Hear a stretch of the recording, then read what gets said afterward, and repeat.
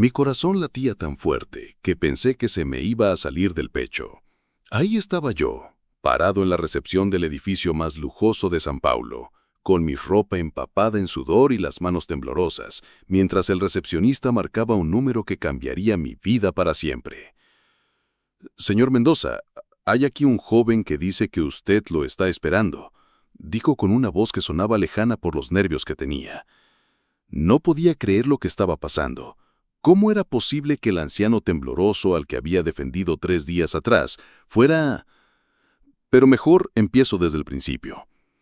Antes de contarte esta historia increíble, por favor dale like a este video, suscríbete al canal y déjame un comentario contándome cuál fue la última buena acción que hiciste por alguien.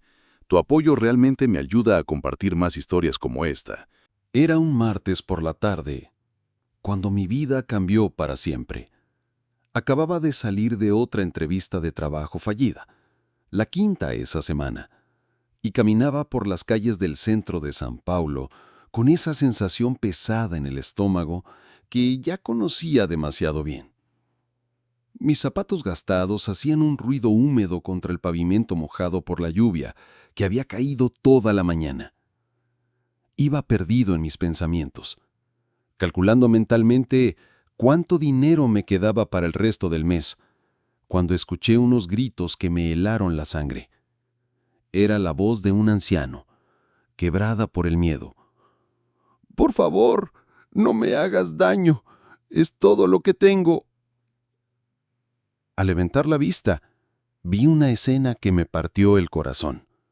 Un hombre joven, probablemente de mi edad, tenía acorralado contra una pared a un señor mayor. El anciano era pequeño y frágil. Vestía una camisa blanca arrugada y un pantalón de tela que había visto mejores días. Sus manos temblorosas sostenían una cartera marrón y gastada, mientras el agresor se la trataba de arrebatar. «¡Dámela ya, viejo!», gritaba el ladrón, empujándolo contra la pared con tanta fuerza que el anciano casi se cae. En ese momento, sentí como si el tiempo se hubiera detenido. Podía seguir caminando, fingir que no había visto nada, como hacían la mayoría de personas que pasaban por ahí. Después de todo, yo tenía mis propios problemas. Pero algo dentro de mí se encendió. No podía quedarme parado viendo cómo lastimaban a alguien tan indefenso. Sin pensarlo 2 veces, eché a correr hacia ellos. Para entender por qué lo que hice después fue tan significativo, necesitas saber quién era yo en ese momento de mi vida. Me llamo Joao Silva, tengo 24 años y llevaba 6 meses desempleado después de que la pequeña empresa de marketing donde trabajaba cerrara por la crisis económica. Vivía en un cuartito alquilado en Vila Madalena, uno de esos lugares donde las paredes son tan delgadas que puedes escuchar los ronquidos del vecino y el ruido del tráfico no te deja dormir. Pagaba 800 reales de alquiler y con los 400 reales que me quedaban del seguro de desempleo apenas me alcanzaba para comer y pagar el transporte para ir a las entrevistas de trabajo. Mi madre, que vive en Recife, me llamaba todos los domingos preguntándome si ya había conseguido trabajo. Yo siempre le decía que sí, que todo iba bien, porque no quería preocuparla. Ella ya tenía suficientes problemas trabajando como empleada doméstica para mantener a mi hermana menor en la universidad. Enviarle dinero había sido una de mis prioridades cuando trabajaba, y no poder hacerlo me partía el alma. Esa mañana había tenido una entrevista particularmente humillante en una empresa de telemarketing. El gerente, un tipo con traje caro y actitud despectiva, me había mirado de arriba abajo cuando entré con mi único traje, que ya empezaba a mostrar signos de desgaste en los codos y las rodillas. ¿Experiencia en ventas?, me preguntó, sin siquiera invitarme a sentarme. Bueno, trabajé en marketing digital, manejaba las redes sociales y esto es ventas por teléfono, muchacho. Necesitas convencer a la gente de comprar cosas que no quiere. ¿Puedes hacer eso? Me quedé en silencio unos segundos. La verdad es que no sabía si podía. La idea de molestar a personas en sus casas para venderles productos que probablemente no necesitaban me revolvía el estómago. Pero necesitaba el trabajo desesperadamente. Sí, puedo hacerlo, mentí. Se rió de una manera que me hizo sentir como un insecto. «Te llamamos», dijo, pero ambos sabíamos que no lo había. Así que ahí estaba, caminando por el centro de la ciudad, sintiéndome como el fracaso más grande del mundo. Había enviado más de 50 currículums esa semana. Había tocado puertas, había bajado mis expectativas salariales 3 veces. Y nada. Cada rechazo era como una puñalada a mi autoestima. En mi cartera tenía exactamente 47 reales y algunas monedas, suficiente para comer por 3 días más si era cuidadoso. Después de eso, tendría que llamar a mi madre y confesarle la verdad, pedirle dinero prestado, sabiendo que ella no lo tenía. Por eso es que lo que pasó después fue tan importante.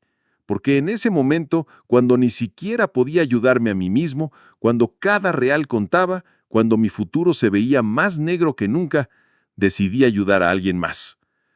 Tal vez fue la desesperación, tal vez fue el orgullo herido de la entrevista, o tal vez simplemente no podía soportar ver a alguien aún más vulnerable que yo siendo lastimado. Pero cuando vi a ese anciano tembloroso siendo asaltado, algo se despertó dentro de mí, una fuerza que no sabía que tenía.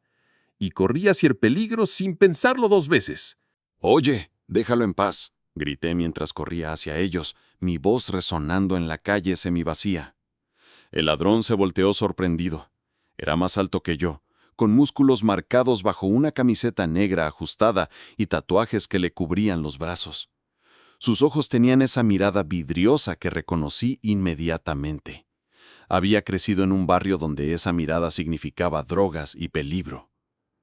«¿Qué quieres, idiota? Lárgate de aquí o te va peor», me gritó, pero pude notar un dejo de nerviosismo en su voz. No esperaba que alguien interfiriera. Mi corazón bombeaba adrenalina pura. Mis manos temblaban, pero no de miedo. Bueno, no solo de miedo, sino de una rabia que no había sentido nunca antes. Este tipo estaba asaltando a un abuelo que fácilmente podía ser mi propio abuelo. «Muchacho, no te metas», me susurró con una voz quebrada. «Este hombre está armado. Vete, por favor». Pero yo ya había tomado mi decisión. El ladrón dio un paso hacia mí y pude oler su hálito, una mezcla nauseabunda de alcohol barato y tabaco.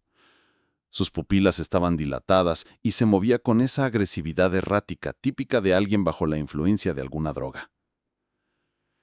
«Te doy 5 segundos para que desaparezcas», me dijo metiendo la mano en su bolsillo trasero, «o te voy a enseñar por qué no debes meterte en lo que no te importa». El anciano sollozó audiblemente detrás de mí. Podía sentir su respiración agitada y el temblor de su cuerpo. En la calle, algunas personas habían empezado a detenerse, pero mantenían su distancia, grabando con sus teléfonos en lugar de ayudar. «La única persona que se va a ir eres tú», le dije, tratando de que mi voz sonara más segura de lo que realmente me sentía. «Y te sugiero que sea ahora, antes de que llegue la policía». Era una mentira. No había llamado a la policía, y por la zona donde estábamos, probablemente tardarían siglos en llegar aunque alguien hubiera llamado. Pero sonó convincente. El ladrón miró alrededor y se dio cuenta de que ya habíamos atraído demasiada atención. Varias personas tenían sus teléfonos apuntando hacia nosotros y eso lo puso nervioso.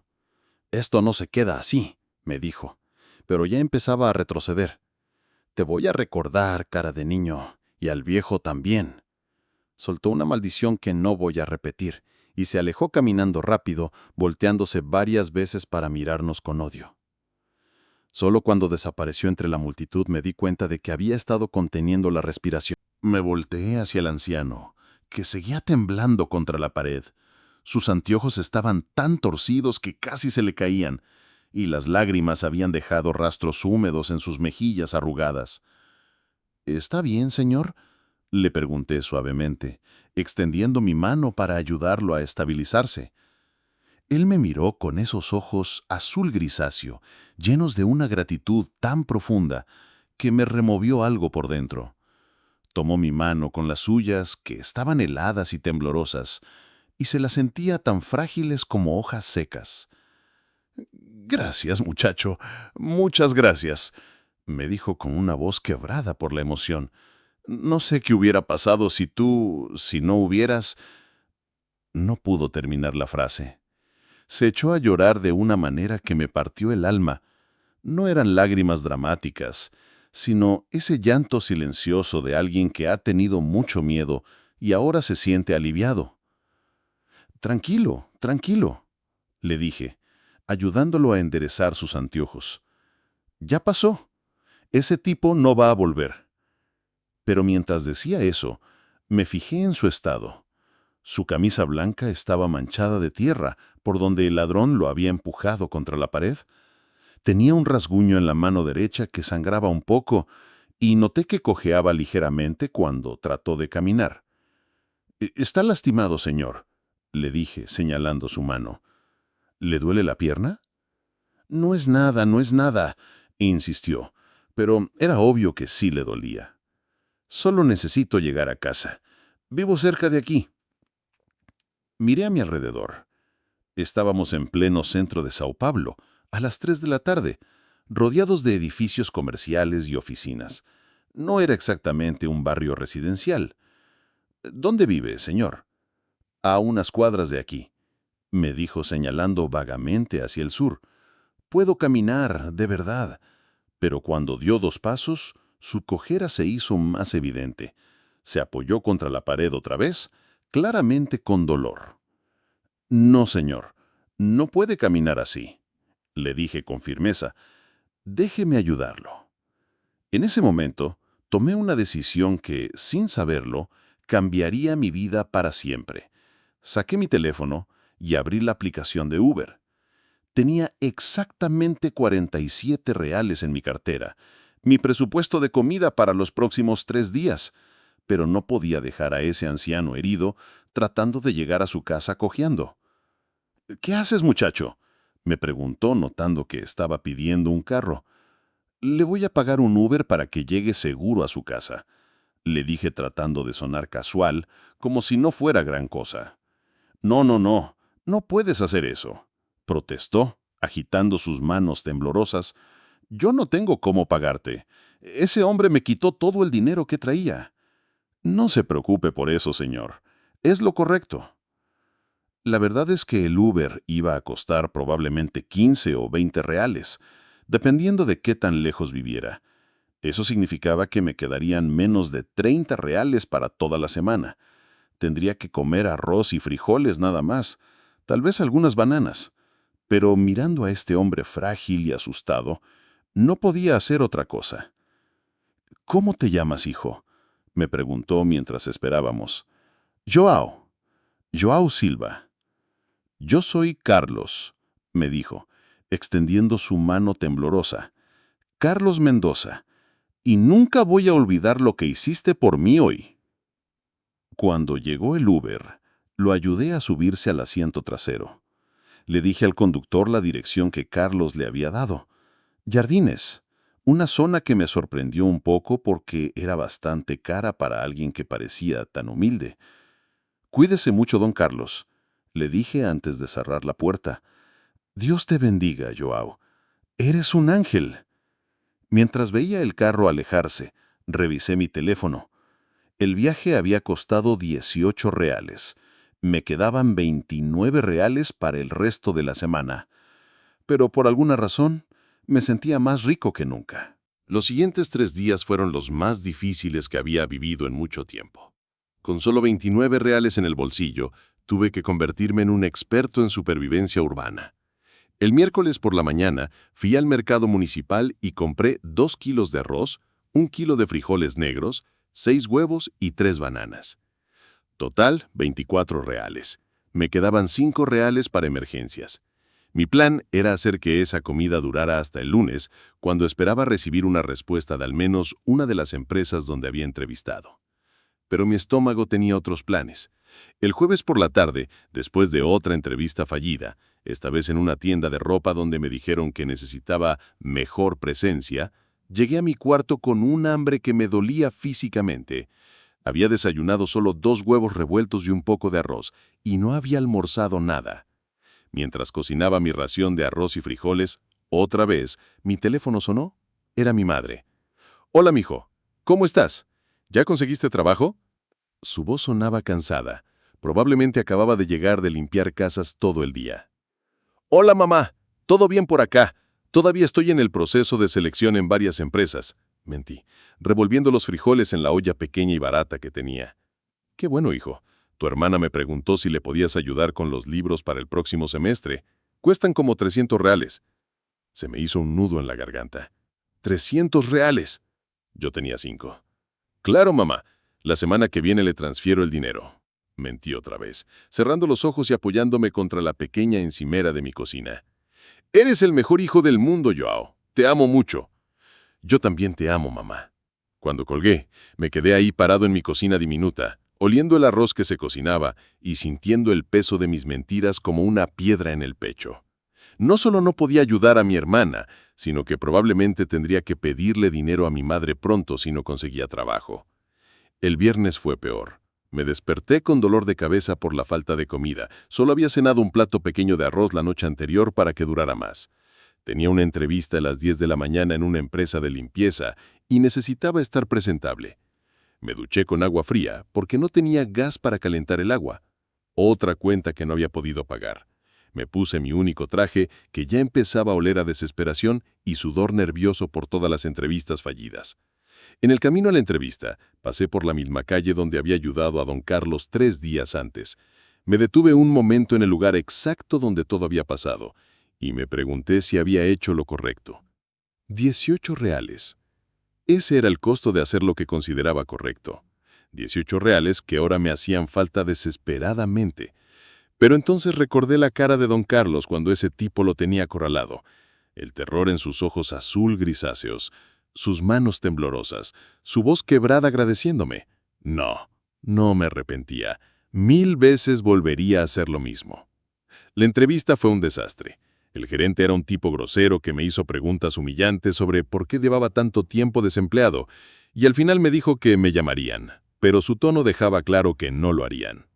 Regresé a mi cuarto sin dinero para almorzar, con el estómago haciendo ruidos de hambre y sintiéndome como el fracaso más grande del planeta. Esa noche, mientras comía mi pequeña ración de arroz con un huevo frito, mi última comida decente antes de que se me acabara todo, pensé en don Carlos otra vez. Me preguntaba si habría llegado bien a su casa, si su herida habría sanado, si estaría seguro. No tenía idea de que el lunes por la mañana todo iba a cambiar. El lunes por la mañana me desperté con el estómago vacío y una sensación de desesperación que me pesaba como una losa en el pecho. No tenía más comida, me quedaban 5 reales y tenía que tomar una decisión que había estado evitando durante días. Llamar a mi madre y confesarle toda la verdad.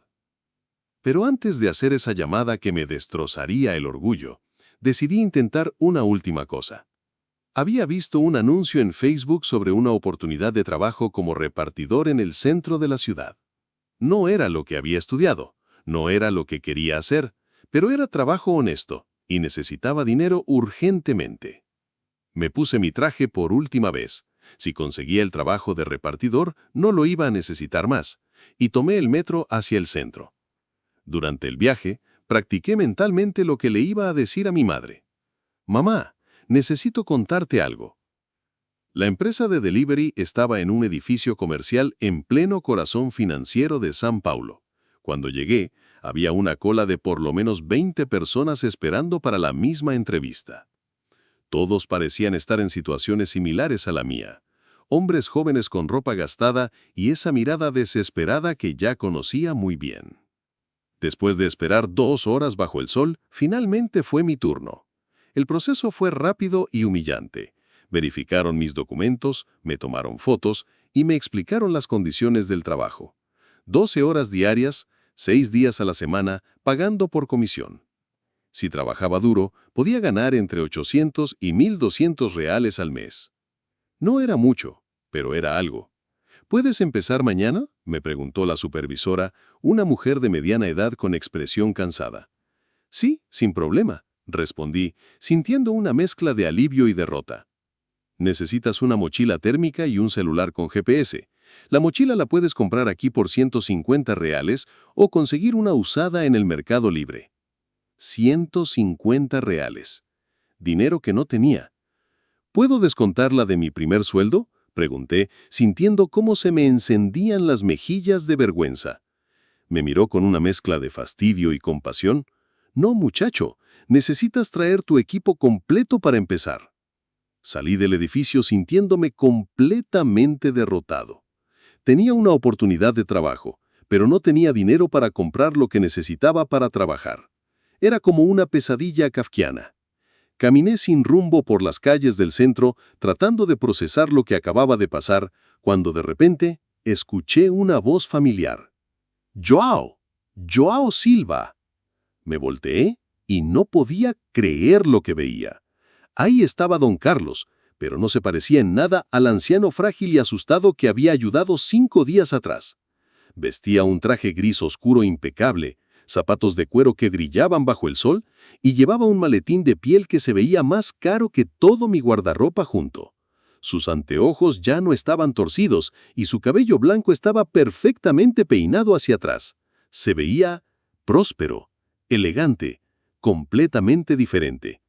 Pero lo más impactante era dónde estaba, saliendo de la entrada principal del edificio Copacabana, uno de los rascacielos más exclusivos y caros de todo Sao Paulo. Un edificio donde sabía que funcionaban las oficinas de las empresas más importantes del país. «Don Carlos», dije confundido, «¿qué hace usted aquí?». Se acercó a mí con una sonrisa enorme, pero cuando me vio bien, mi traje arrugado, mi cara de cansancio y mi evidente estado de desesperación, su expresión cambió a una de preocupación. «Joan, hijo, te ves terrible. ¿Estás bien?». No sabía qué decir. Mi mente trataba de procesar lo que estaba viendo. Este no podía ser el mismo anciano humilde al que había ayudado. ¿O sí? Sí, estoy bien. Mentí automáticamente. ¿Pero usted qué hace en este edificio? Carlos me miró con esos mismos ojos azul grisáceos que recordaba, pero ahora había algo diferente en ellos, algo que no había notado antes. «Joan», me dijo suavemente, «creo que tú y yo necesitamos hablar». Carlos me tomó del brazo suavemente, como un abuelo haría con su nieto, y me guió hacia un café elegante en la planta baja del mismo edificio del que había salido. Era uno de esos lugares donde una taza de café cuesta más de lo que yo tenía en el bolsillo. «Siéntate, por favor», me dijo, señalando una mesa junto a la ventana. «Te voy a pedir algo de comer. Te ves como si no hubieras comido en días». «No, don Carlos, de verdad estoy bien», protesté, pero mi estómago eligió ese momento exacto para hacer un ruido tan fuerte que ambos lo escuchamos. Se rió, una risa cálida y genuina, y llamó al mesero. «2 cafés, 2 sándwiches mixtos y unos pasteles, por favor».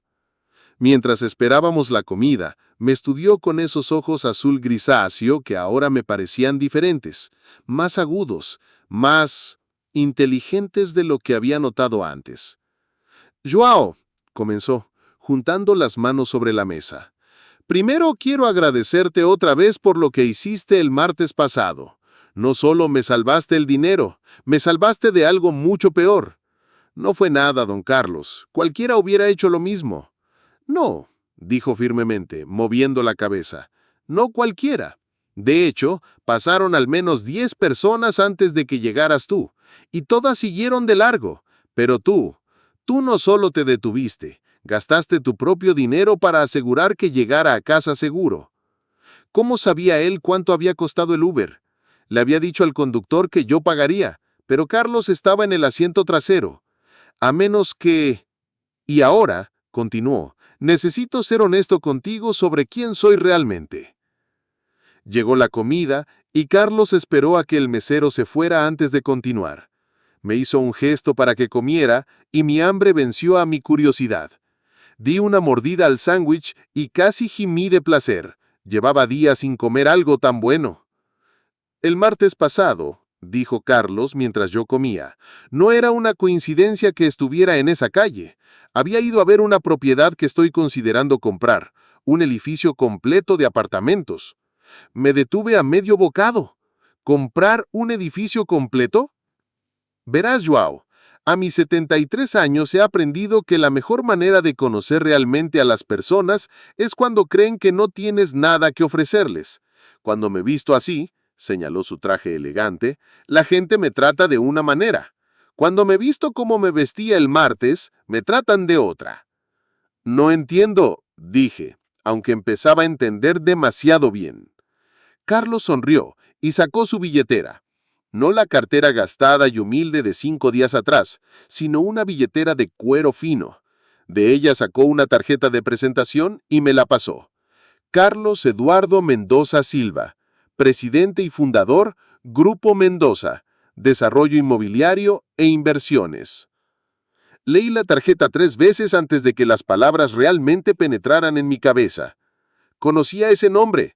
Grupo Mendoza era una de las empresas de bienes raíces más grandes de Brasil. Poseían centros comerciales, edificios de oficinas, desarrollos residenciales por todo el país. Ustedes, comencé, pero no pude terminar la frase.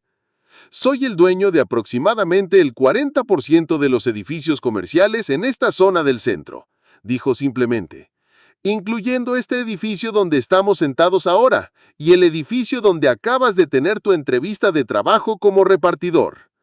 Mi mente se quedó en blanco. El anciano frágil y asustado al que había defendido era uno de los hombres más ricos de Sao Paulo. Pero, ¿por qué?, logré preguntar finalmente. Porque Joao, dijo inclinándose hacia adelante, en 73 años de vida, muy pocas personas han demostrado el tipo de carácter que tú mostraste el martes pasado, y quiero ofrecerte algo. Quiero ofrecerte un trabajo, dijo Carlos, y mi corazón se detuvo por un segundo. Pero no cualquier trabajo. Quiero que seas mi asistente personal.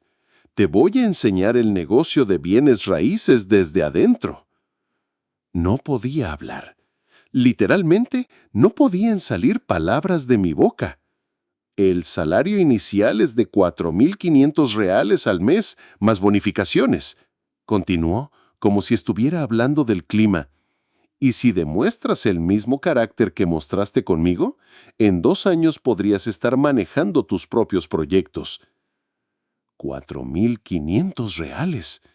Era más de 3 veces lo que ganaba en mi trabajo anterior. Era más dinero del que había soñado ganar jamás. Don Carlos, yo no sé qué decir.